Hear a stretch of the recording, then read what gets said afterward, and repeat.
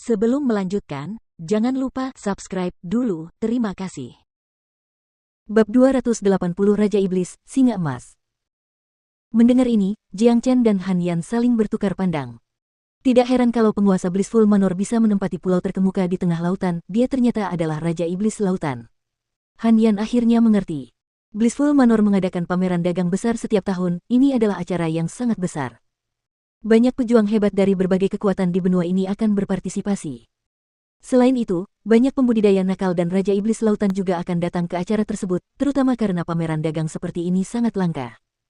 Banyak harta karun langka dan unik yang dapat ditemukan. Banyak harta karun yang ditemukan di pameran dagang tersebut awalnya ditemukan di lautan, dan barang-barang serupa jarang ditemukan di benua ini. Benar sekali. Semua orang mengambil apa yang mereka butuhkan, dan menukarkan harta karun yang mereka butuhkan. Siapa yang tidak ingin berpartisipasi dalam pameran dagang seperti ini dan mencoba peruntungan mereka? Selain itu, akan ada banyak prajurit combat soul di acara tersebut.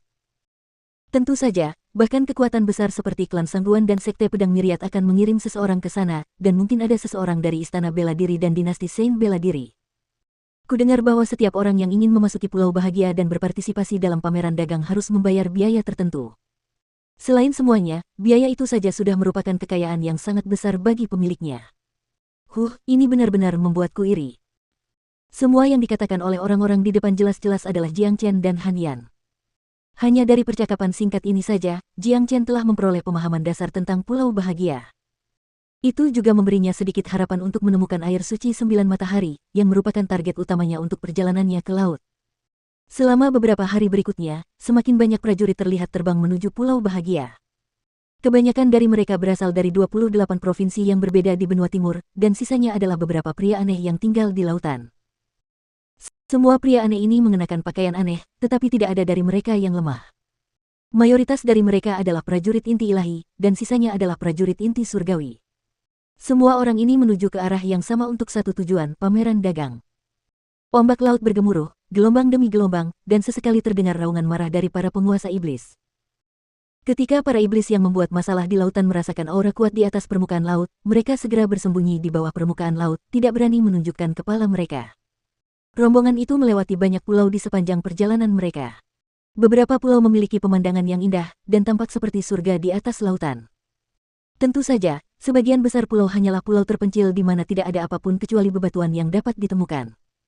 Pemandangan lautnya sungguh menakjubkan, dan energi yuan alaminya juga kaya. Bukan tempat yang buruk untuk tinggal dan bercocok tanam. Han Yan merasa takjub. Tidak hanya itu, lingkungan laut yang istimewa juga telah menghasilkan berbagai harta karun yang istimewa dan langka. Namun, dibandingkan dengan kehidupan di benua, kehidupan di laut terlalu membosankan, dan lingkungannya cukup standar. Jelas tidak semenarik benua, kata Jiang Chen. Jiang Chen dan Han Yan terbang dengan kecepatan luar biasa. Suatu pagi, mereka berdua akhirnya melihat sebuah pulau yang mengapung di lautan yang jauh di kejauhan. Di bawah sinar matahari, seluruh pulau itu bersinar terang. Karena mereka masih jauh dari pulau itu tampak seperti fata morgana bagi mereka. Mengambang di atas permukaan laut, dengan penglihatan luar biasa Jiang Chen dan Han Yan, mereka dapat melihat kabut putih melayang di langit di atas pulau itu. Kita sudah sampai, itu Pulau Bahagia, kata Big Yellow. Tak lama kemudian, ketiganya tiba di dekat Pulau Bahagia. Pulau ini memiliki pemandangan yang indah.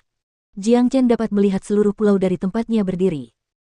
Pemandangannya sangat mempesona, pohon pinus yang tinggi dan kokoh berdiri di mana-mana, ada air terjun yang luar biasa yang terus-menerus menghantam bebatuan di bawahnya, dan kabut putih menutupi seluruh lautan, menyebabkan pulau itu tampak seperti surga di atas lautan. Pemandangan itu saja sudah menyenangkan jiwa mereka dan membuat hati mereka merasa tenang. Sial, tuan dari Blissful Manor benar-benar tahu cara menemukan tempat yang sempurna. Hanya dengan tinggal di sini, siapapun bisa berumur panjang tanpa harus bercocok tanam. Han Yan tidak bisa menahan diri untuk tidak memuji. Benar-benar, tempat ini benar-benar tempat yang menakjubkan untuk ditinggali. Jiang Chen juga memuji. Pria yang memilih pulau ini benar-benar seseorang yang tahu bagaimana menikmati hidup. Tepat pada saat ini, lebih dari 100 orang telah berkumpul di sekitar pulau. Mereka semua melayang di atas permukaan laut dalam kelompok-kelompok kecil, dan semakin banyak orang yang datang. Apa yang dilakukan orang-orang ini di sini? Kenapa mereka tidak mendarat saja di pulau itu? Han Yan bertanya dengan rasa ingin tahu. Dari mana datangnya si idiot ini? Apakah dia tidak tahu aturan Pulau Bahagia? Seorang prajurit mendengar apa yang dikatakan Han Yan, dan dia langsung melemparkan pandangan menghina padanya. Bajingan, jaga mulutmu. Apa kau sedang mencari kematian? Big Yellow mengutuk. Meskipun dia sering bertengkar dengan Han Yan selama perjalanan mereka, ketika ada musuh, dia akan berdiri bersamanya. Sial, dari mana anjing ini datang? Beraninya kau bicara seperti itu pada kakekmu. Kurasa kaulah yang mencari kematian. Prajurit itu benar-benar sombong. Setelah berbicara, dia langsung mengulurkan tangannya dan meraih Big Yellow, sama sekali mengabaikan Jiang Chen. Tamparan. Jiang Chen mengangkat telapak tangannya dan menamparkan wajah prajurit itu. Kekuatan yang luar biasa itu membuatnya terlempar jauh. Terlalu banyak orang yang tidak tahu siapa yang mereka provokasi saat mereka bertindak. Prajurit ini tidak hanya bodoh, dia juga menyebalkan. Bocah, beraninya kau menamparku. Prajurit itu langsung menjadi marah. Dia mengarahkan jarinya ke arah Jiang Chen dan berteriak padanya. Pada saat yang sama, dua orang pria tiba di sampingnya. Jelas, mereka adalah pembantunya. Alasan aku menamparmu adalah untuk menyelamatkan hidupmu. Jiang Chen berkata dengan acuh tak acuh. Namun, dia mengatakan yang sebenarnya. Jika dia tidak menamparkan prajurit itu tadi, salah satu lengannya mungkin telah digigit oleh si kuning besar. Jiang Chen tidak ingin mendapat masalah sebelum mendarat di Pulau Bahagia, tetapi itu tidak berarti dia pengecut. Jika prajurit ini memprovokasi dia lagi, dia tidak keberatan membunuhnya di sini. Apa yang baru saja kamu katakan? Prajurit itu sangat marah. Tepat sebelum dia melakukan sesuatu lagi, seorang pria tiba-tiba muncul tepat di depannya. Pria itu adalah pria yang dimarahinya sebagai orang bodoh, Han Yan. Han Yan mencengkeram leher prajurit itu dengan telapak tangannya seperti tangan besi. Merasakan bahaya yang amat besar dari telapak tangannya, jiwa prajurit itu mulai bergetar. Jika kau tidak ingin mati, lebih baik kau diam saja di hadapanku. Han Yan berkata perlahan. Ia menatap tajam ke arah prajurit itu, membuat prajurit itu kehilangan keberanian untuk membalas tatapannya. Prajurit itu merasa bahwa ia tidak sedang berhadapan dengan seorang pemuda, melainkan seorang raja iblis yang haus darah. Ia tidak ragu bahwa jika ia mencoba melawan, ia akan langsung dibunuh oleh pemuda ini. Kesalahpahaman, hanya kesalahpahaman. Kakak, mohon maafkan kami. Temanku terlalu impulsif, aku minta maaf untuknya. Teman-teman prajurit itu buru-buru meminta maaf atas nama rekan mereka. Tak seorang pun dari mereka yang bodoh, dengan pengalaman mereka dapat dengan mudah mengatakan bahwa pemuda di depan mereka ini benar-benar kuat dan bukan seseorang yang harus mereka ganggu. Memiliki kekuatan yang luar biasa di usia yang begitu muda, dia mungkin seorang jenius dari sekte besar. Tidak mungkin mereka mampu menyinggung pria seperti ini. Jika mereka benar-benar membuatnya marah dan terbunuh di sini, seluruh hidup mereka akan sia-sia. Kau seharusnya senang karena aku memutuskan untuk mengampuni nyawamu. Han Yan menarik telapak tangannya. Dalam sekejap, prajurit itu merasa seperti akan pingsan. Keringat dingin membasahi dahinya. Meskipun baru beberapa detik berlalu, rasanya seperti beberapa tahun telah berlalu bagi pria itu.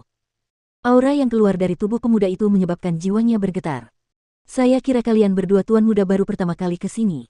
Kalau begitu, masuk akal kalau kalian tidak tahu tentang peraturan Pulau Bahagia. Pulau ini hanya akan dibuka untuk umum saat pameran dagang dimulai, dan sebelum itu, tidak seorang pun diizinkan masuk ke pulau ini. Pameran dagang akan dimulai 3 hari lagi, dan mereka yang datang lebih awal harus menunggu. Seseorang menjelaskan peraturan Pulau Bahagia kepada Jiang Chen dan Han Yan sambil tersenyum. Dia tidak berani mengabaikan apapun. Jadi begitu. Jiang Chen menganggukkan kepalanya. Jika memang begitu, dia akan menunggu di sini seperti yang lainnya. Dia datang ke sini untuk berpartisipasi dalam pameran dagang, jadi dia tidak ingin terlalu banyak mendapat perhatian. Suara mendesing, suara mendesing, suara mendesing. Selama hari-hari berikutnya, semakin banyak orang berdatangan. Terlepas dari mana mereka berasal, tidak ada satupun dari mereka yang berani melanggar aturan yang ditetapkan untuk Pulau Bahagia. Sebelum pameran dagang dimulai, tidak seorang pun akan melangkah ke pulau itu. Wah! Tiba-tiba, suara ledakan keras terdengar dari belakang. Sosok muncul di langit seperti suara guntur yang tiba-tiba.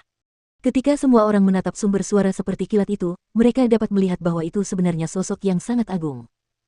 Pria ini tampak berusia 40-an, dan memiliki tubuh setinggi 2,5 meter yang megah, dan rambut emasnya membuatnya tampak agak ganas. Baju zirah emas menutupi tubuhnya yang megah, dan bersinar terang di bawah sinar matahari. Yang lebih mengejutkan lagi adalah kultivasi pria itu, dia adalah seorang prajurit jiwa tempur. Itu Golden Lion, seorang raja iblis. Aku tidak pernah menyangka akan melihatnya di sini. Singa emas ini adalah penguasa gunung singa emas di Provinsi Liang, dia bukan manusia, tetapi iblis singa yang langka. Dia memiliki basis kultivasi yang kuat, dan tidak ada yang berani menantangnya. Bahkan sekte-sekte kuat di Provinsi Liang harus menunjukkan rasa hormat kepadanya. Pameran dagang Pulau Bahagia terlalu menarik, bahkan seorang prajurit jiwa tempur pun tertarik. Aku yakin Singa Emas bukanlah satu-satunya prajurit jiwa tempur di sini, sekte-sekte besar di benua timur pasti akan mengirim prajurit jiwa tempur mereka ke sini juga. Beberapa pembudidaya nakal yang kuat mungkin juga muncul. Semua orang berdiskusi di antara mereka sendiri. Mereka bahkan berbisik satu sama lain, karena mereka takut jika berbicara terlalu keras, mereka mungkin menyinggung Raja Iblis Combat Soul dengan cara tertentu. Raja Iblis Combat Soul bukanlah seseorang yang bisa mereka ganggu. Penampilan sang singa emas sungguh mengesankan, ia bahkan tidak memandang ke arah kerumunan, ia hanya berjalan menuju Pulau Bahagia. Singa emas ini sangat sombong. Beraninya dia mengabaikan peraturan Pulau Bahagia. Pameran dagang akan dimulai hanya dalam 2 hari, tetapi sekarang dia benar-benar memasuki pulau itu. Seorang pria dari kerumunan berkata, Tepat setelah lelaki itu selesai berbicara, singa emas mendengus dingin.